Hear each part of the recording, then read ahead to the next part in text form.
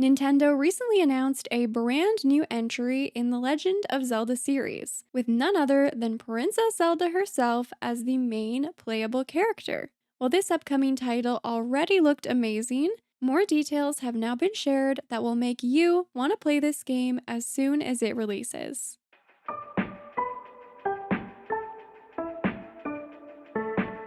Hello friends, welcome back to my channel. I'm Sarah Sunstone, and today we have a brand new episode of Thinking Out Loud, the show where I explore a variety of interesting and exciting gaming topics and share my honest thoughts with you all. Today's hot topic is The Legend of Zelda: Echoes of Wisdom, specifically some very exciting new gameplay details, which help us paint a much clearer picture of just how much this game will really have to offer players. So, without any further ado, let's get right into it.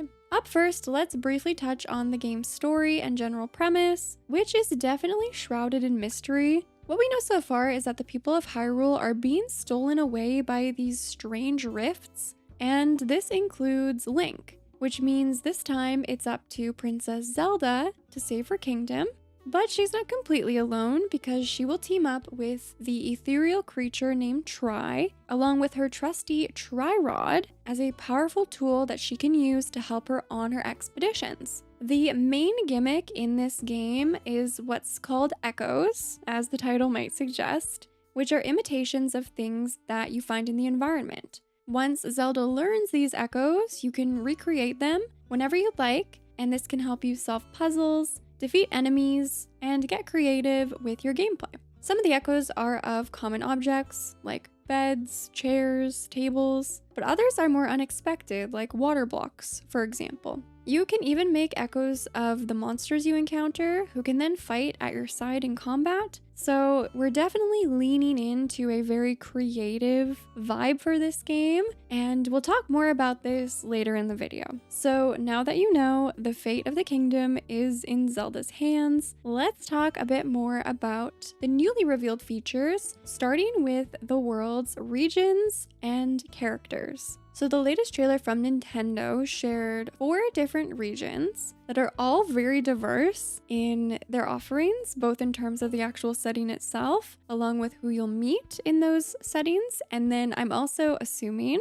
and speculating that there'll be a variety of activities and perhaps resources to collect in those different environments as well. So the first one we saw was the Gerudo Desert. Here you're going to contend with scorching dunes, sandstorms, and you might even encounter ruins filled with mysteries. They also showcased a really pretty oasis, so there is some water in the desert here. And of course, here you will also meet the Gerudo themselves. The next environment they showcased were the Jabul Waters, which involve some seriously beautiful and scenic waterways. This is where both the sea and river Zoras reside, and the trailer hinted at a bit of a conflict between the two. So it seems like that might be something that we may or may not get involved with, maybe through a quest or the main storyline. I'm definitely curious to find out more about that. The third environment shared was the Elden Volcano, which seems a little bit more dangerous, I guess, than the other environments. Here there are daunting cliffs and flowing lava, but at the base of the volcano there is Kakariko Village. So there is, a safe haven in amidst it all. This is where you can meet the Goron, among others.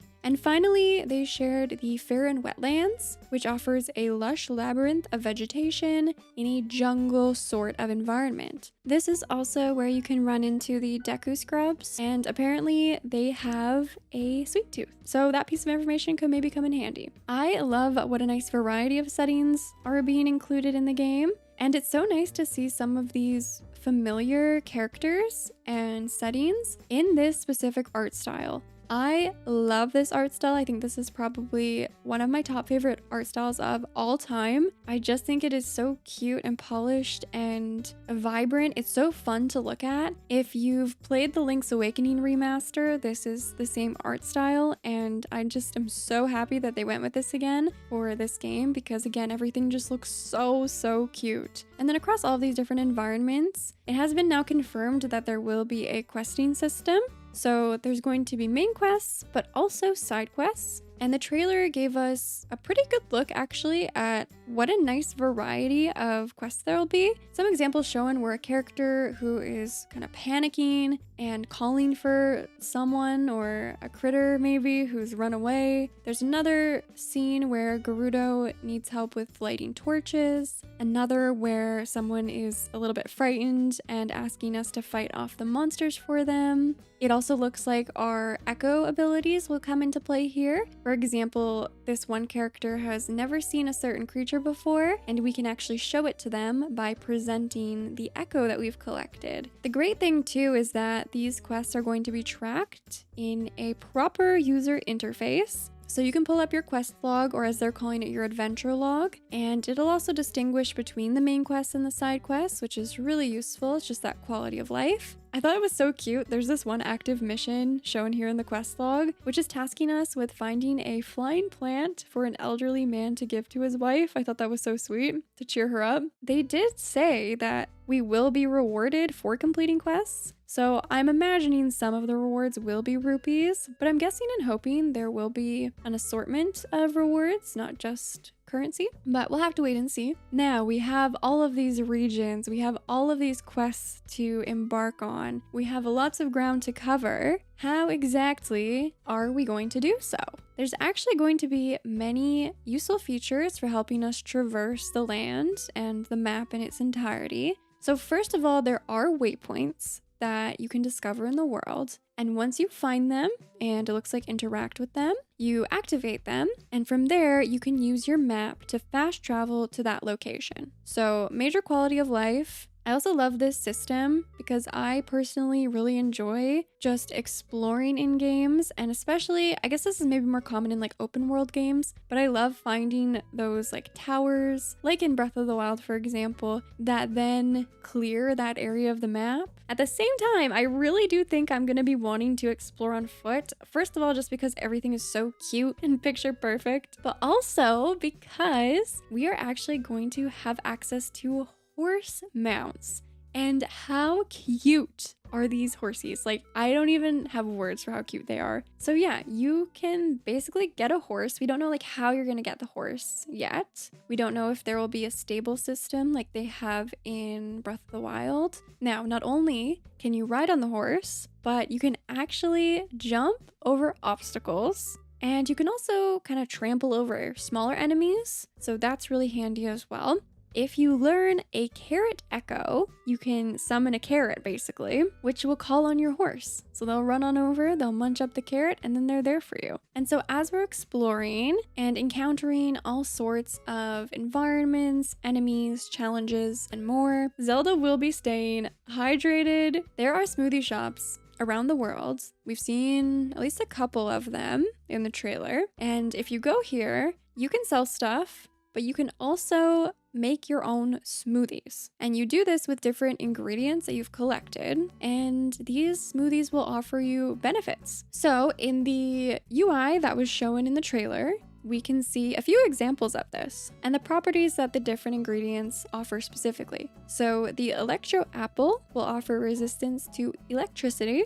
The Chili Cactus will offer resistance to fire. Fresh milk will offer a boosted healing effect, and floral nectar will boost the effect of other ingredients. So I'm not sure if we'll just be required to mix and match, or if we're gonna have specific recipes that we unlock to kind of give us some guidance, maybe a mixture of both. But I think this is actually going to be a pretty fun mechanic. I like that it gives us something to do with all of the stuff we gather, and what could be better than smoothies? It's just such a fun idea. And another fun idea are the outfits and accessories that we're going to be able to get for the princess herself. When I tell you I squealed when I saw this, because if you know anything about me, you know I love customization so much. Give me the fits, give me the style, just give me options. I'm so happy. So it looks like this is broken down into accessories as well as clothing. So in terms of accessories, these seem to actually serve function. So they have functional benefits. Here we can see Zora's flippers, which when equipped will help you swim faster. We also see a Zora scale, which will allow Zelda to hold her breath underwater for longer. There's the frog ring, which will help Zelda jump higher, and the heart pin, which will make hearts appear a little more often, so for health. Then at the bottom, we see the clothing category and the 3 different outfits that have been shown so far for Princess Zelda. And I hope there's more. I'm sure there are.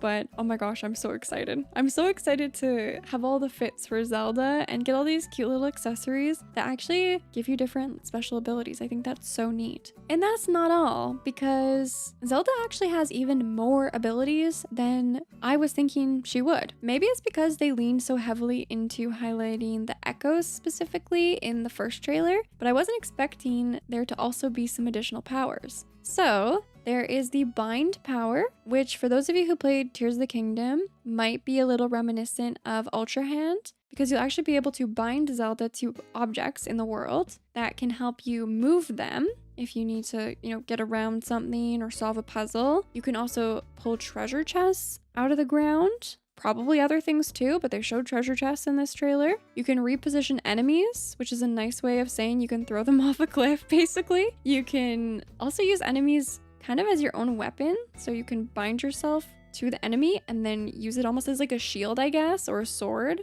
But there's also reverse bond, which does the opposite. You attach yourself to the object, but then you follow its movement. So you can attach yourself to a moving object that can help you traverse from one platform to the next. You could attach yourself to a flying creature that will allow you to sort of fly too, or maybe a creature that has faster movement to pull you along. Now, things start to get really creative when you start combining your abilities. So you can switch between bind and reverse bond in ways that will help you traverse terrain in very unique ways. And you can also throw in the echo abilities with this too and use all 3 together. I can only imagine how creative players can and will get with these abilities. I'm really excited to get in there myself and start playing with everything, because I really loved the freedom that we had with Tears of the Kingdom. It made it feel like you were just in this playground basically, and the only limits were your imagination. So I'm hoping that it's gonna feel very similar here. So I'm really excited to see how the Echo, Bind, and Reverse Bond abilities can all work together in probably a very wide variety of ways. The final new thing that was revealed leaves us on quite the cliffhanger and very much open for speculation. So at the end of the trailer, they were readdressing the topic of those mysterious purple rifts,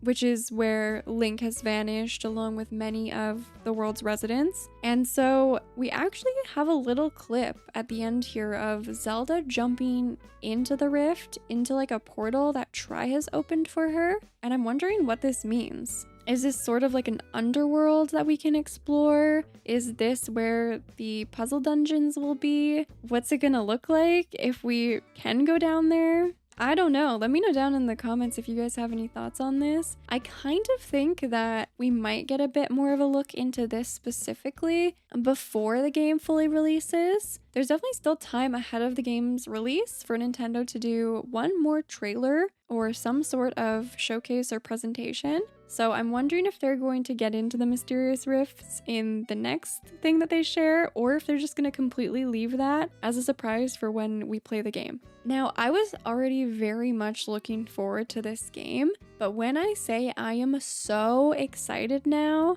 I really mean it. I didn't realize how much this game would have to offer.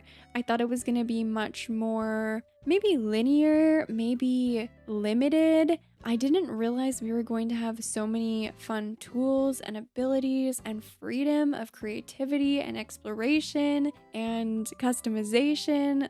I am just so much more excited now than I was, even though I was already excited. Luckily, if you're looking to play the game like I am, we don't have to wait too long. It is coming out September 26th as a Nintendo Switch exclusive, and I will definitely be playing this on the channel. So those were the latest gameplay details revealed for The Legend of Zelda Echoes of Wisdom, along with my thoughts on everything. But what did you think? In a recent poll, I asked which newly revealed gameplay detail you are most excited about. And it was very, very close between outfits and accessories at 35% of the vote and horse mounts at 34% of the vote. In fact, it is so close that these percentages might be slightly different now compared to when I recorded this. So I'm gonna basically call it a tie. I think these two features specifically really hit on two notes that make them more popular than the others. Not only are they fun, cute, and add to the overall aesthetic experience of the game, but both the horse mounts as well as some of the cosmetics also serve gameplay function. So the horse mounts impact your traversal, while the accessories provide the different buffs and effects to Zelda. Coming in next, we have the magical bind abilities with 17% of the vote, and I think while this is maybe a little bit less flashy, it will be a very core gameplay mechanic, so whether this hits or misses will be a big deal. I think it looks very promising, especially with the bind and reverse bond acting in combination with the echoes feature. I think overall, that's really what the gameplay kind of revolves around very much, so your experience of these features will probably vary a lot depending on how you use them, and with only 14% of the vote, we have making smoothies. I definitely see how this could be the least popular of the new features because it seems somewhat limited and it's just an interesting and random gimmick from Nintendo. But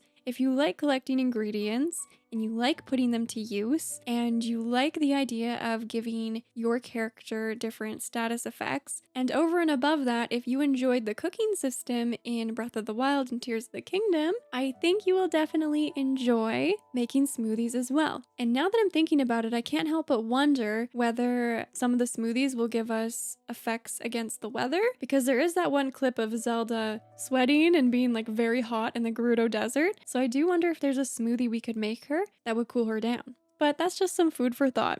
Well, there you have it, friends. I hope you enjoyed exploring the latest gameplay details for The Legend of Zelda Echoes of Wisdom. Let me know down in the comments what you're most excited for, curious about, anything and everything. You know I always love hearing from you. Please go ahead and shine the lovely like button if you enjoyed today's video. And with all that being said, thank you so much for watching. I love you all, and until next time, take care.